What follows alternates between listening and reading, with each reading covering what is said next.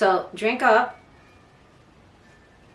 Just caffeine myself here. And let's start. So our first case, the Debbie Collier update.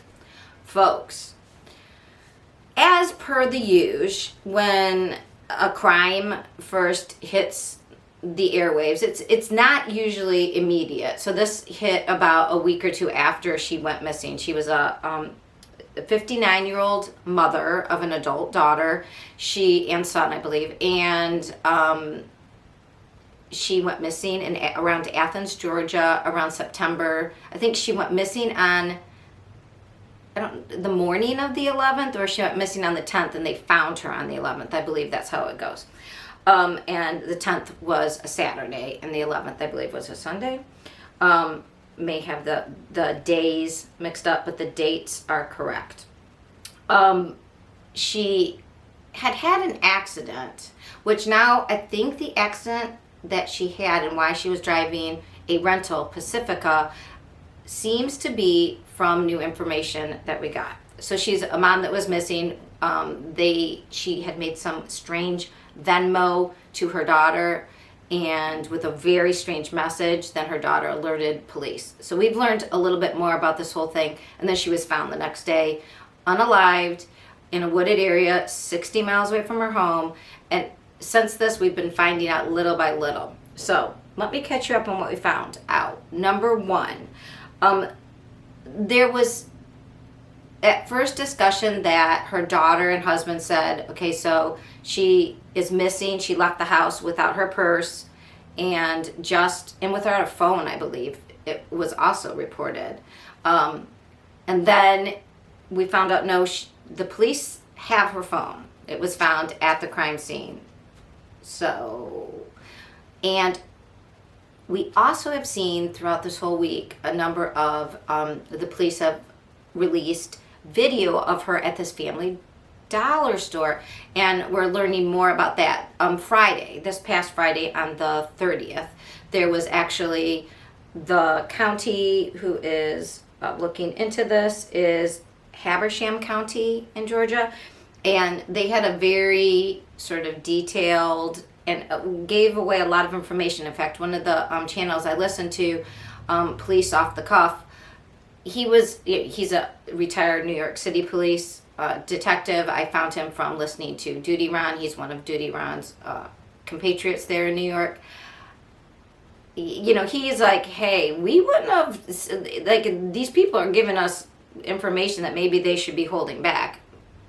So Mike King, though, speaking on Court TV with Vinny Pelotoni, said, yeah, they gave out a lot, but it is giving us more information. He didn't seem to think it was like too much. And Mike King is also retired police. He's out of from Utah area. So people, have different opinions on it. But the important thing for us as true crime fans is that we got some more tea on this thing.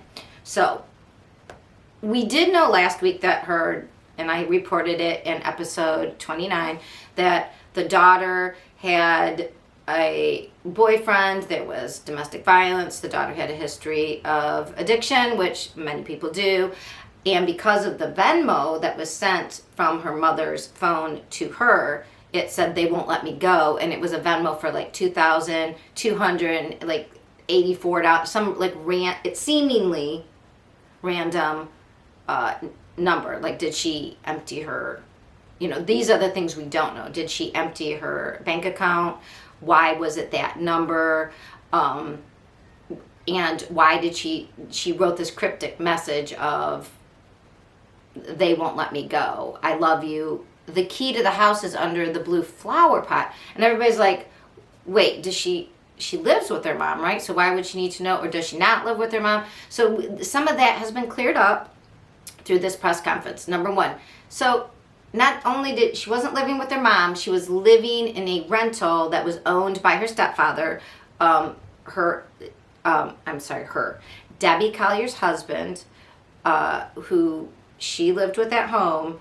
And he said he hadn't seen her that day because he got up and went to work. He slept in a different room because they snore. They've been married 12 years. They're both older. If you know, hashtag if you know, you know. Because people do snore, and sometimes if you have extra rooms, people just decide, I love you, kiss, kiss, but you sleep over there because you keep me up all night.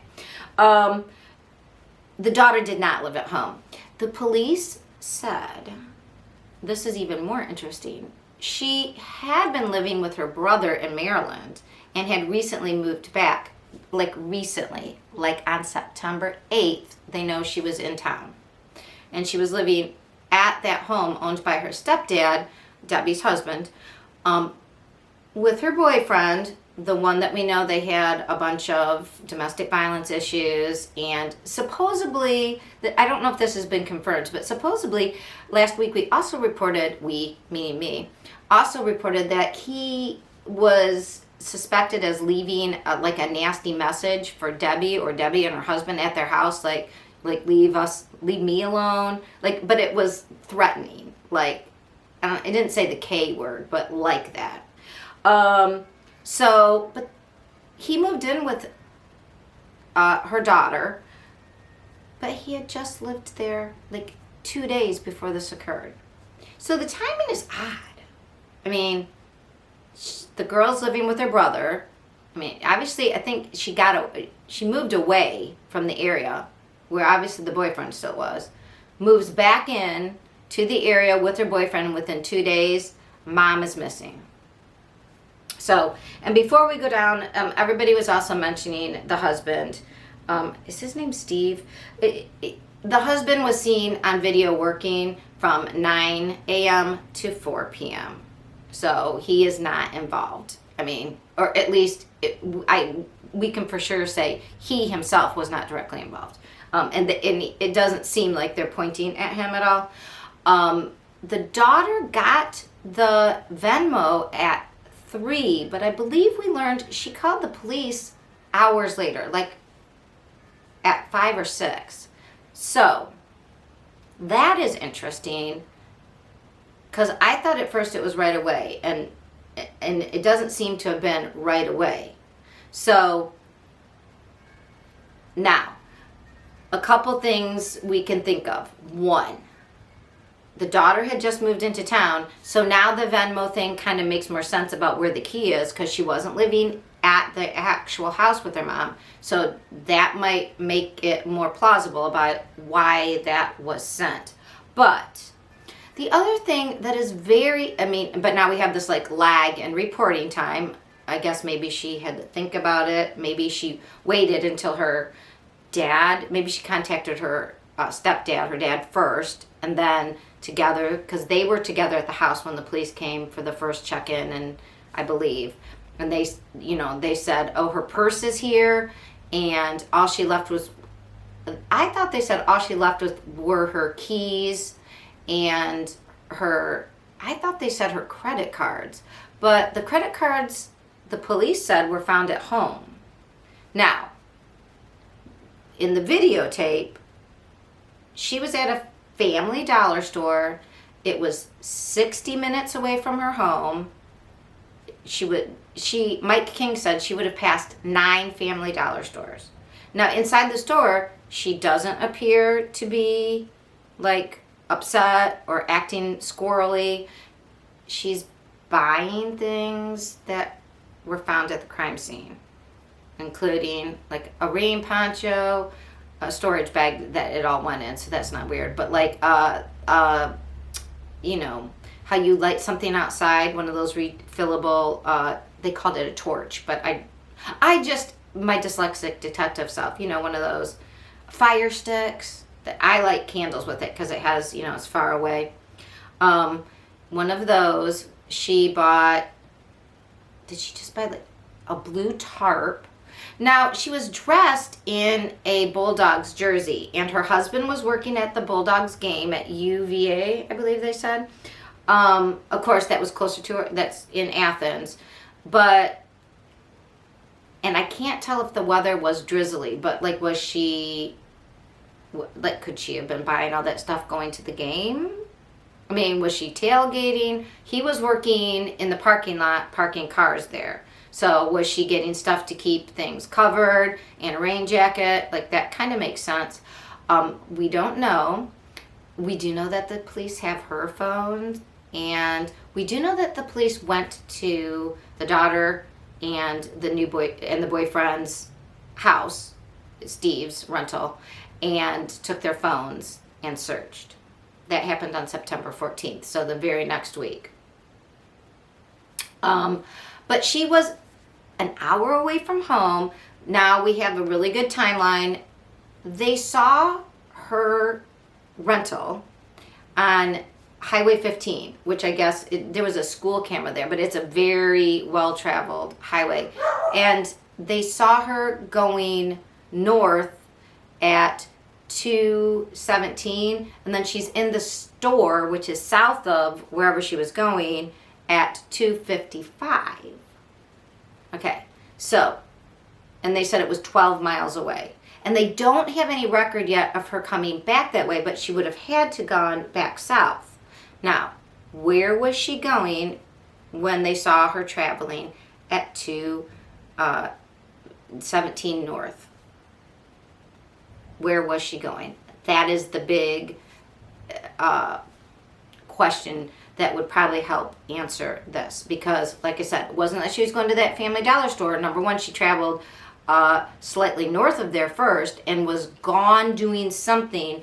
And they haven't, now they said it's really busy on that Highway 15. They're searching with that camera coming back south to see, like, she had to have gone past there to get to this Family Dollar store. So how, you know, unless she went and met somebody and they had her drive where you couldn't see, because they're saying she was alone at the Family Dollar store. The reason they're saying is because she is seen in the store and you can see her car outside the store, but she goes in and shops and buys all that stuff. I believe she is back in her car, right, at 3:09 and sits there for 10 minutes. And that is when, by 3:17, the Venmo to her daughter goes through. So she sent the Venmo message and money at 3:17, or at least around that time, because it was received, I guess, by 3:17. What we don't know is why was she sitting there so long, why she sent that amount of money, why she sent it to her daughter. Because people are saying, well, maybe somebody was in the vehicle with her. I mean, she could have just, her daughter doesn't say, though, it says they won't let me go, which doesn't make a lot of sense. So if somebody was in the back of her car and had her in some sort of position, although the cops have said, this isn't kidnapping, and this isn't a serial killer. This is personal. What they say, it's personal and deliberate. So if somebody could have been in the car. Why do I say that? Because when you look on the surveillance, the back is all fogged out. You know, there's tinting. This is Georgia. It gets very hot. They have tinting. So there's nobody in the passenger seat, but maybe there's somebody elsewhere in there. Somebody that maybe, we don't know. Why did she go meet the person? Okay, meet somebody, or where was she going? We only know there's a lag in time, and so far they can't see. So if she came back south, did somebody have her come away? They know there weren't cameras. We don't know. She's fine. She appears fine in the store, but, you know, they could have said, if you make any move or act any weird, you know, I don't know, whatever. Or they know nobody climbed in the car while the car was there, because they can see it the whole time. So she sits there for 10 minutes, sends the text. They can see that her car leaves and goes south, which it ends up going to where, just a few miles away, like very close to that area, was where the crime scene was, where the car was pulled off the road, and then just into the wooded area. They found her, and it you know, partially clothed, burned. We do not have an autopsy yet, because they said that would help a lot with, like, they found her the next day. So when was she unalived? We don't know this. But anyways, something new we learned was after she made that transaction and before she left, within 2 minutes her phone was shut off. So that's interesting. she made this payment, then she shut off her phone, and why would she say they won't let me go, which sounds like kidnapping, but the cops are saying not a kidnapping situation, not a serial killer situation. Nope, this was personal, this was deliberate. Okay, so we know the daughter gets that message at 3:17, thinks that's really weird, somehow doesn't contact, I don't know, we don't know what she's doing. Then we find out that there were 2 911 calls made, and one was, like I think she made 2, or there were 2 calls. The husband called and said, my wife is missing. I got home, my daughter said she got this weird message, blah, blah, blah. Now, they said her purse wasn't there. Or, excuse me, that her purse was at home. We don't know if it's a second purse, but in the video, she has a purse and she uses her cards. So if her purse is back at home, or her cards are back at home, I guess they said the purse was missing, but her cards were there. How did she have extra cards? See, these are weird things, like that shouldn't be, right? The other thing was the second phone call on Court TV. They played the second 911 call made by the daughter, and she's like, hey, could you track her maybe by her phone, because I have her Apple ID number, and I know that even if it's off, you can track somebody. And then she said, but I tried the password and it's not working. So maybe she thought the police could. I mean, she could have been just giving extra information, but of course, I don't know if that's leakage. Interesting that she had her mom's Apple ID number, password. And we don't know. We know that she was missing that Saturday. We know the last time she was seen was leaving that Family Dollar parking lot right after, and then her phone is turned off. We don't know anything else until her car was tracked, because it was a rental. I believe they tracked the entertainment system through the SM radio and found it parked on this highway nearby. I think it was just a little bit south of that store, off a wooded road, right, and then when they walked into the woods, they found her. There was a burn pit. She was hanging onto, her right hand was wrapped around a tree. Maybe that tells us something about the timing, because rigor mortis, you would still be, rigor mortis is when the body sort of like freezes up, and it only happens a certain amount after death, and then you relax, it goes away. So that might give us some sort of clue, but we don't know what happened between those hours, and that's quite a bit of time. So she was reported missing by 5 or 6 at night. They find her the next afternoon, early afternoon. But we do know she had her cards with her. And we do know she made the we don't know she made the transaction. I shouldn't say that we know that for sure. But again, if somebody was in the back of the car, why would they allow her all that time to make a long message saying they won't let me go and here's where to find the key? I mean, and also, why find the key? What do you care about that at that point, right?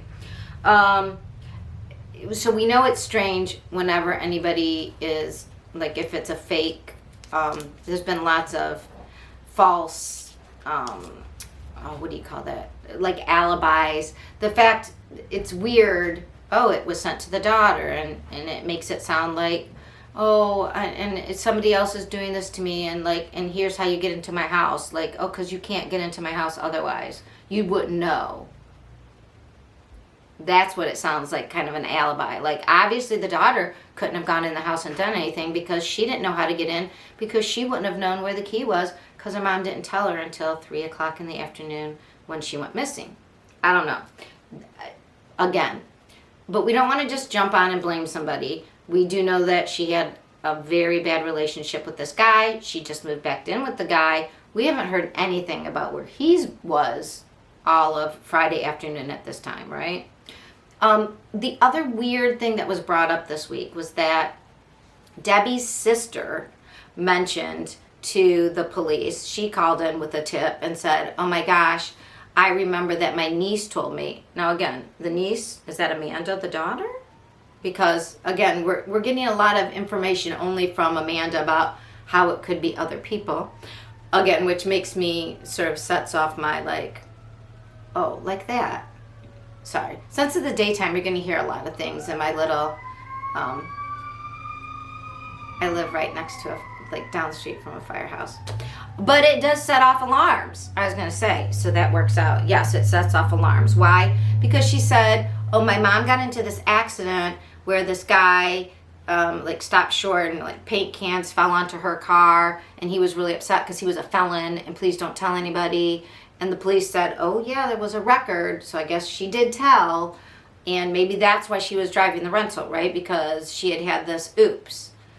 Okay, now that brings up, like, it looks like, oh, well, Amanda told, and she said niece. I don't know if she said directly Amanda. So was this Amanda just giving more, like, false flags because it already looks bad for Amanda? Or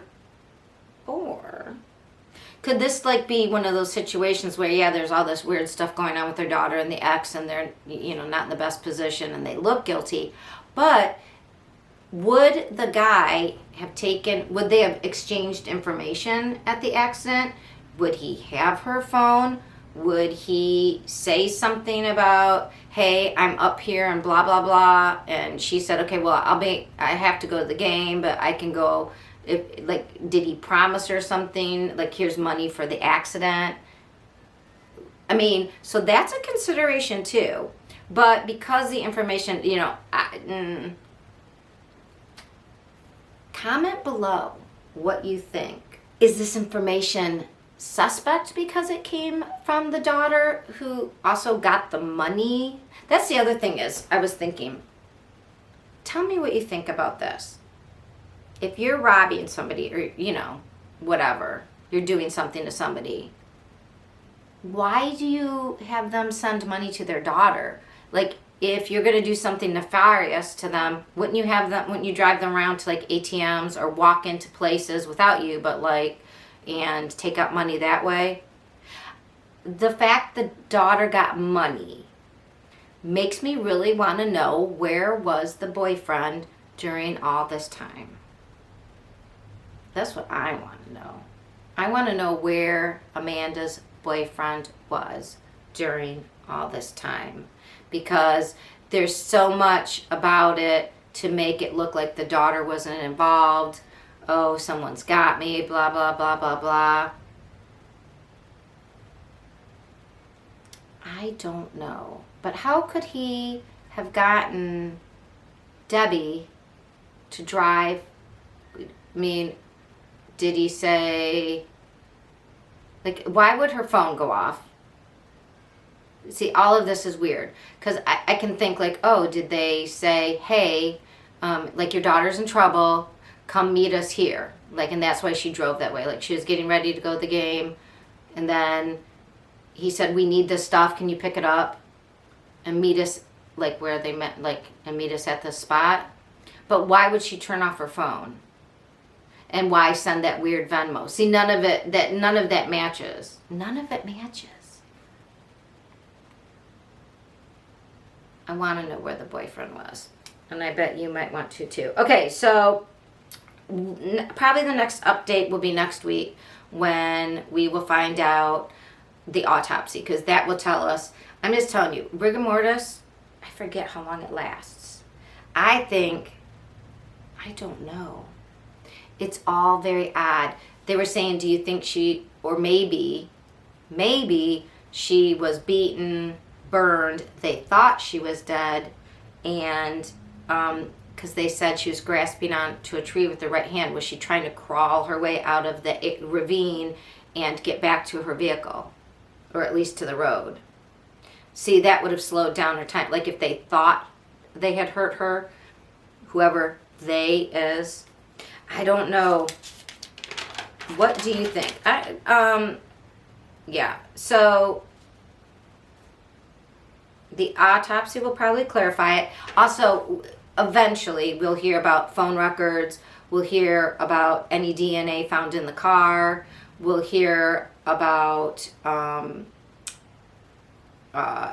telematics, as we learned from the barium morphine thing. Okay, so that was case one, the Debbie Collier case. Sorry that took so long, but that's really kind of still a mystery. And so a lot of people, that has generated most of the talky talk and the chatter chatter on the true crime grapevine.